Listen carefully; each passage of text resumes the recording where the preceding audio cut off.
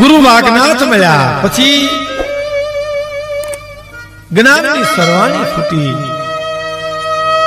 પણ ઘણા પરચા છે વેલા બાવાના. એમાંનો પહેલો પરચો ડેરવાઓના પાદરની માલિપા એક ઘટના બની. આરબ ડીમડીના એક કુમાર ભગતે પૂછ્યું કે ભાઈ અહીંયા કોઈ રોકાવા જેવું સારું ઠેકાણું હોય તો હાંજ પડી ગઈ છે, વટે માર્ગું છું, મારે જાવું છે પળાસવા વેલા બાપુ પાસે, વેલનાથ પાસે. હાંજ પડી ગઈ છે તો રાત વાસો કરવો છે, રોકાવું છે. કોઈ એવું સારું ઘર છે, સત્સંગી ઘર છે તો મારે રાત વાસો કરવો છે. ગામના પાદરમાં બેઠેલા માણસોએ મસ્કરી કરી. ક્યાંથી આવો છો? આરબ ડીમડીથી આવું છું, કુંભાર ભગત છું, નામ પૂજો છે. એ હામે દેખાય ને ઈ રામ ધાંગડનું ઘર છે, ત્યાં તમને આનંદ આવશે, ત્યાં તમને સત્સંગ થશે. માણસોએ ભગતની મસ્કરી કરી. રામ ધાંગડ એટલે ગામનો ઉતારમાં ઉતાર માણસ, શિકારી માણસ. માણસોને એમ થયું કે આજ ભગતે ભલે મજા કરે. ગામના માણસોએ મસ્કરી કરી. તમે વિચાર કરજો મિત્રો, આવું તો બહુ બને છે. સીધો સાદો સરળ ભગત માણસ અને એને રામ ધાંગડ જેવો એક શિકારી માણસ એને ઘેરે મોકલ્યો. ભગત તો આવ્યા, ઉતારો કર્યો. ભગત સમજી ગયા. ઊંઝા ભગતને ખ્યાલ આવી ગયો કે ઠેકાણે આવ્યો છું, પણ શું થાય? સમય બલવાન હે નહીં પુરુષ બલવાન.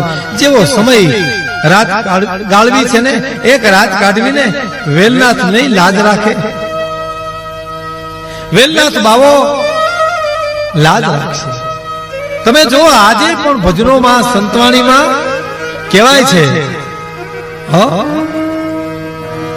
કે આવો તો એ આનંદ થાય અને નાવો તો પત જાય. ગરવા માયલા ગેબી વેલો બાવે રવસર થાય. આવો તો આનંદ થાય અને નાવો તો પત જાય. ગરવા માયલા ગેબી વેલો બાવો આવે અવસર થાય. ભગતે મનમાં પ્રાર્થના કરી કે વેલો બાવો લાજ રાખશે. રાત ઉતરવા જેવો ઠેકાણું તો છે નહીં, પણ શું થાય?